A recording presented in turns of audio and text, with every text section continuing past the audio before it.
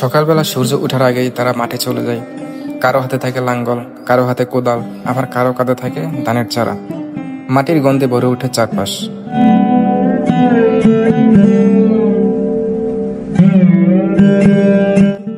কৃষকরা জানে এই চারা গাছগুলো একদিন সোনালি ধান দেবে। অনেক কষ্ট, অনেক ঘামের বিনিময়ে তাদের সংসার চলে।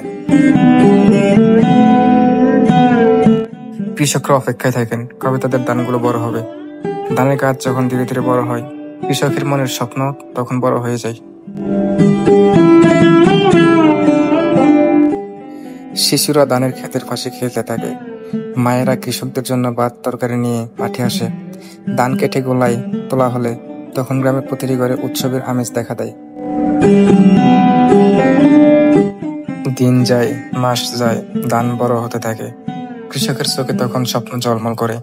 ফসল কাটার সময় গ্রামে যেন উৎসব নেমে আসে। পুরুষেরা মাঠে ধান কাটে, মহিলারা ধান মারায়, শিশুরা খুশি হয়ে খেলে। গোলা করে ধান জমা হলে সবার মনে স্বস্তি নামে। এই ধান দিয়ে চলে তাদের সংসার, বাচ্চাদের পড়াশোনা আর গ্রামের মানুষের আনন্দ দুঃখ ভাগাভাগি। কৃষকের ঘাম, কষ্ট আর পরিশ্রমই আসলে গ্রামের প্রাণ শক্তি। কৃষকের জীবনে বিলাসিতা নেই, তাদের পোশাক সাধারণ, খাবারও সাদামাটা, কিন্তু তাদের পরিশ্রমেই শহরের মানুষ ভাত খেতে পারে, দেশের অর্থনীতি টিকে থাকে।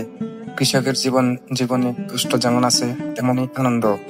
ফসল গোলায় উঠলে তারা হাসিমুখে আল্লাহর শুকরিয়া আদায় করে। কৃষক আসলে শুধু একজন শ্রমিক নয়, সে একজন স্বপ্ন বুননকারী।